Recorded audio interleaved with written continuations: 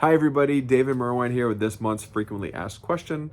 For the month of October, we are going to be exploring the topic of pre-planning a little bit further with a question that we often get here at Holy Cross. When it comes to making cemetery pre-arrangements or planning in advance with the cemetery, oftentimes it is asked of us if the family needs to prepay or pre-plan for everything all at once. And the simple answer to that question is no, you do not. Now, to get into the more complicated or more in-depth version of that answer, let's start by looking at what all is involved in a cemetery purchase. So first and foremost, you have the space itself. So you have the grave, the crypt, the niche, whatever that space may physically be. You also have the endowment care. The endowment care is a one-time contribution to the cemetery's endowment care fund or perpetual care fund. Those are funds that will be used in the future when the cemetery is no longer operational to maintain and upkeep the cemetery for many, many years to come. Okay.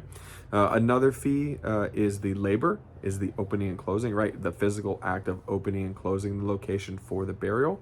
Also included in what we would call the burial charges would be the recordation fee and the burial box. So whether that is a burial vault, whether that is just a standard concrete burial box that the casket is going to go into, that would all be a part of that burial charge package, right? So again, the labor, the recordation, and the burial box, okay? So those are the fees that are associated with burial charges. Now you can separate those two, right? You can have the grave and the endowment, or the niche and endowment, crypt and endowment, whatever that is, and then your burial charges.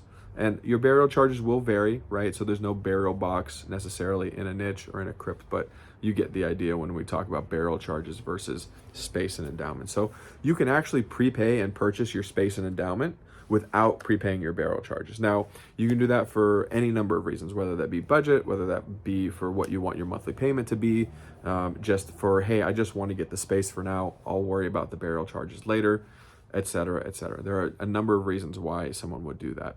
Now, a benefit to including everything all together is that you actually lock in your prices today. So you freeze the price, it helps preserve life insurance, it helps do all these great things. It gives peace of mind to your family that everything that could possibly need to be taken care of is in fact taken care of. But again, it's not a requirement. So in essence, somebody could purchase the space in the endowment care, and then in the future, when a burial needs to happen, can pay those burial charges.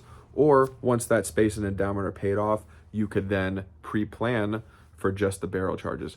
That would be the route I would recommend, because then again, you're getting ahead of those price increases when taking care of the cemetery arrangement portion of things, right? So just to recap really quickly, space and endowment care can be purchased by themselves, and then those burial charges can be handled in the future. Again, those can also be pre-planned immediately after paying off that initial contract with the space and the endowment care. I hope that's very helpful to everybody out there that's watched. Thank you guys again for checking out this month's newsletter.